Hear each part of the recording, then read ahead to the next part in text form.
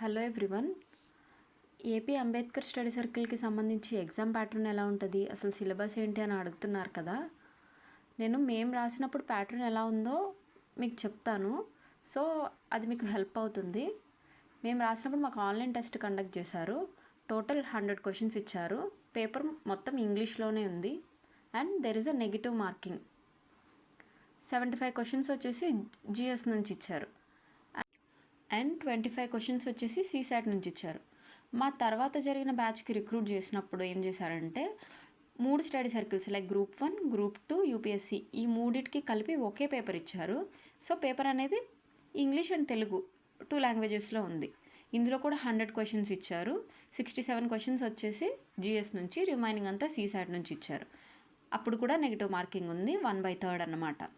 So నేను ఈసారి expect చేసేది ఏంటంటే మీకు పేపర్ ఇంగ్లీష్లోనే ఉంటుంది అండ్ నెగిటివ్ మార్కింగ్ ఉంటుంది 1/3.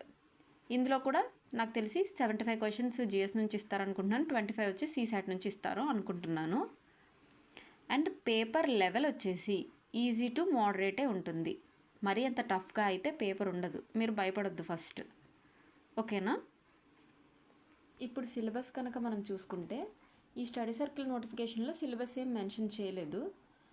సో నేను జనరల్ ఓవర్వ్యూ చెప్తున్నాను. లైక్ యూపీఎస్సీలో ఉన్న కోర్ సబ్జెక్ట్స్ నుంచే అడుగుతారు, కాకపోతే మీకు లెవెల్ ఈజీ టు మోడరేట్ ఉంటుంది, అంత డెప్త్ అయితే అడగరు.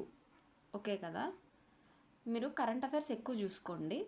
లైక్ మేము ఎగ్జామ్ రాసినప్పుడు అయితే ఫర్ ఎగ్జాంపుల్ ఒక క్వశ్చన్ వచ్చిందనమాట. అప్పుడు ఆర్బీఐ గవర్నర్ శక్తికంఠ దాస్ గారిని సెకండ్ టర్మ్ అపాయింట్ చేశారు. సో మా క్వశ్చన్ ఎలా అడిగారంటే who is the present governor of the RBI ఇలానే అడిగారు. అంటే ఈ లెవెల్లో ఉంటాయి క్వశ్చన్స్, కొన్ని చాలా వరకు మీరు పెట్టగలరు. పాలిటీలో కూడా అంటే బేసిక్సే చూసుకోండి, లైక్ టర్మ్స్, బేసిక్ స్ట్రక్చర్ అంటే ఏంటి, and constitutional bodies names, non constitutional body names ఇలాగనమాట. అండ్ ఎకానమీలో వచ్చేసరికి కరెంట్ అఫైర్స్ అడుగుతారు.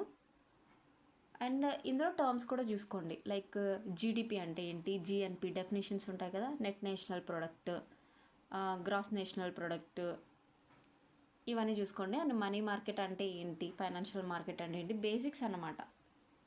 అండ్ కరెంట్ అఫైర్స్లో ఉన్న టర్మ్స్. హిస్టరీ వచ్చేసరికి ఇవి కూడా బేసిక్సే అడుగుతారు. జియోగ్రఫీ నేను సజెస్ట్ చేసే బుక్ ఏంటంటే మీ దగ్గర లూసెంట్ బుక్ ఉంటే దాన్ని ఒకసారి చూసుకోండి. Plus current affairs shine India magazine తీసుకోండి మీరు వీలైతే. షైన్ ఇండియా మ్యాగజైన్ లాస్ట్ 6 monthsది ఒక అలా పైన చదవండి, ఎలిమినేషన్లో అన్నా చేయగలరు. ఇది జనరల్ ఓవర్వ్యూ అనమాట. ఇప్పుడు డెప్త్ చెప్పాలంటే అవ్వదు, మనం ఇంత తక్కువ టైంలో కవర్ కూడా చేయలేం నాకు తెలిసి. సో మనం ఉన్న తక్కువ టైంలో ఎక్కువ స్కోర్ చేయాలంటే బేసిక్స్ చూసుకోవాలి, కరెంట్ అఫైర్స్ చూసుకోవాలి.